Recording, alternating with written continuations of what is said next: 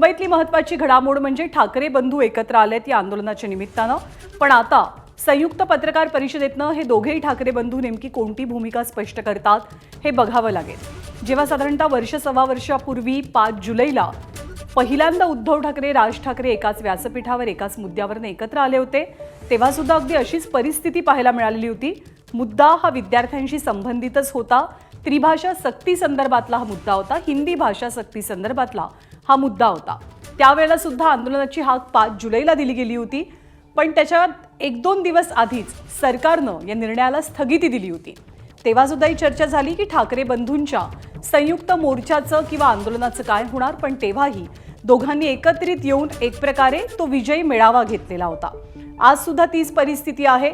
सीजेपीच्या आंदोलनाला किंवा केंद्रीय मंत्री यांनी राजीनामा द्यावा या मागणीसाठी दोन्ही ठाकरे बंधू एकत्र येऊन उद्या मोर्चा काढणार आहेत। पण या मोर्चापूर्वीच आता केंद्रीय शिक्षण मंत्र्यांनी राजीनामा दिलेला आहे।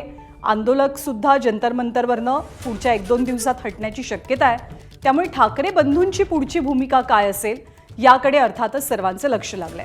कालच मुंबईच्या शिवाजी पार्क आणि दादर परिसरामध्ये अमित ठाकरे आणि आदित्य ठाकरे या दोघांनी तिरंगा रॅलीचं आयोजन केलेलं होतं। या दोघांनी त्या आंदोलनाचं नेतृत्व केलं। अर्थातच उद्धव ठाकरे सुद्धा त्या आंदोलनासाठी उपस्थित होते।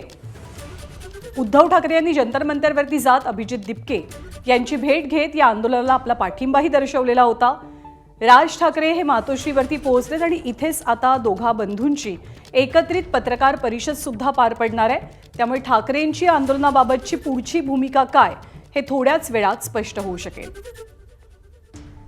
निमित्त आंदोलनाचं आहे, पण अर्थातच राज ठाकरेंची मातोश्री भेट ही राजकीय घडामोडींच्या अनुषंगानं सुद्धा तितकीच महत्त्वाची।